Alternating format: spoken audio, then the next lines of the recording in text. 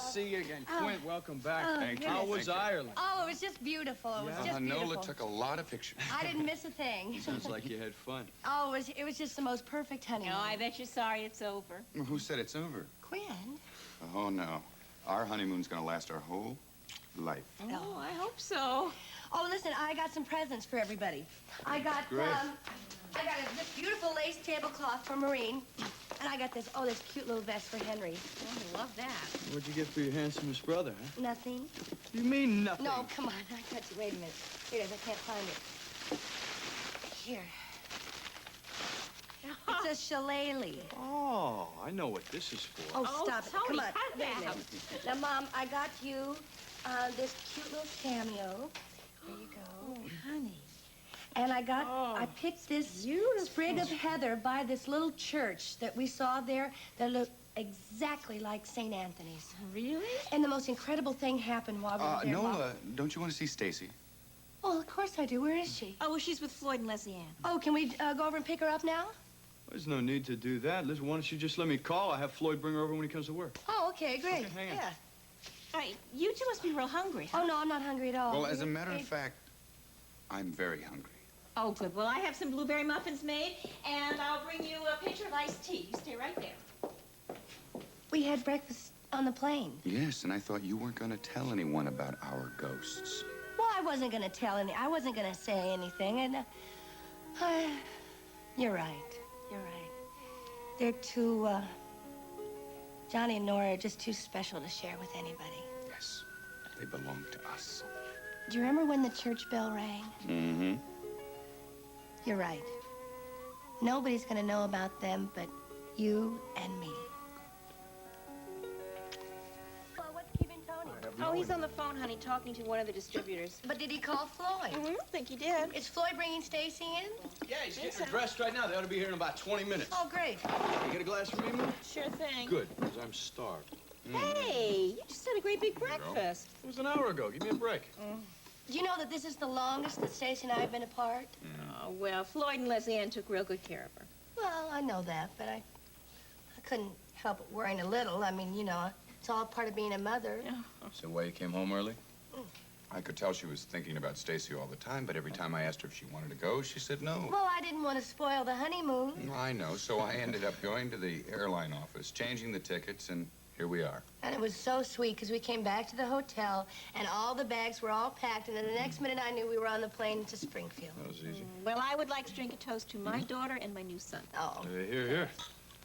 And I would like to make a toast to Ireland and Scotland. You were wonderful, but there's no place like home. I like that. There you go. Is it really as green and beautiful as it looks in the postcard? Oh, yeah, it is so green and so beautiful. It's just... Did you meet any interesting people over there? Oh, yeah, we met some really interesting people. There's this one guy, Seamus. Yeah? He was the keeper of the inn. He ran the inn. He was one of the nicest people that we met there, I think, and he also told the most fascinating stories about, about the legends in the town and all. Like what kind of legends? Oh, well, there's this one about the church. The bell in the church hadn't rung for over 100 years. Nola, listen, if you start in on Seamus's stories, we're going to be here all morning. Honey, it's funny you should mention a bell. Why? Well, the strangest thing happened while you were away at St. Mary's. What do you mean? Well, you know how the fire damaged all the wiring in the bell tower? Oh, yes, it was really a mess. Father Collins said it would take years before they could save up enough to replace it all. So? Well, about a week ago, that bell just started ringing all by itself. Yeah, everybody in town thought it was, a short in the wiring or something that was making it go, but they went up there and they found out that the wiring was perfectly intact. Yeah, it was just like it was never damaged at all. Oh. Did they come up with an explanation for it? Not really. Father Collins decided it was the Lord's will. Well, actually, what he said was that it was a small miracle. Yeah. So what do you think of that? You leave Springfield and a miracle happens while you're away.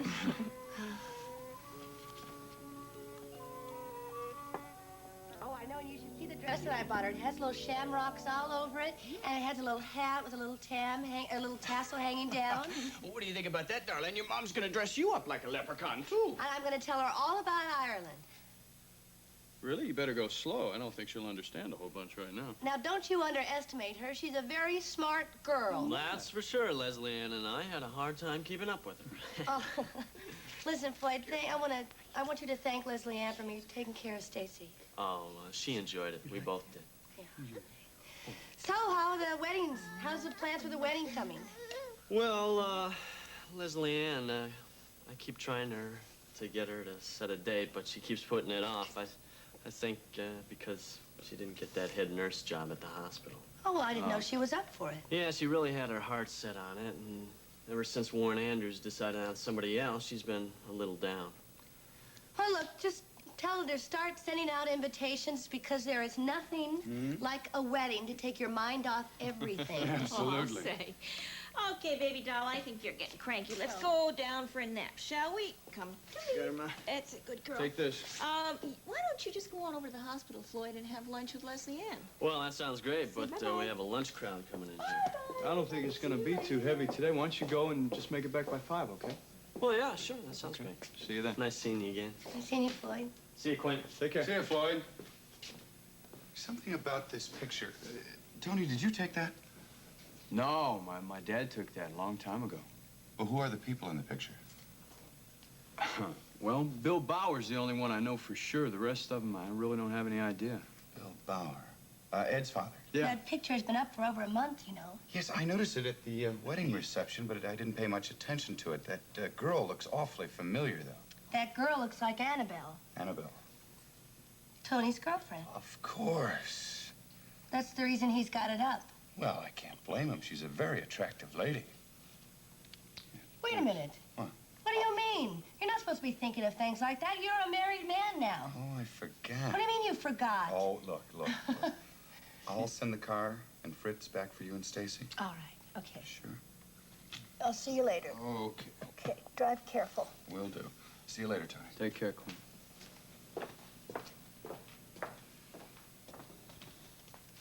Flo, did you and Stacy have a good time in the park? Oh, we had a great time, but she played so hard she just fell right asleep.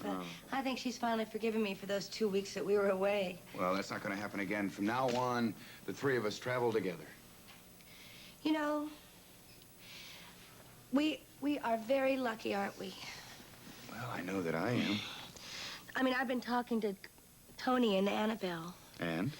Well, things aren't going so well for them. That's a shame. I know it is, especially when I know that Tony has found the right girl. Just saying that because she was the one that came up with the idea of the cake? You're not going to let me forget that, are you? Of course not. But I think Tony needs a girl who thinks that way. Oh, I know that I do. She could make him very happy. Well, then what's the problem? I don't know. I think it has something to do with her father. Well, doesn't he approve of Tony? I don't know. You're not going to let this alone, are you? Well, of course not. Of course not. Now, listen, Tony and Annabelle love each other very much, and something is scaring her, and I'm going to find out what that something is.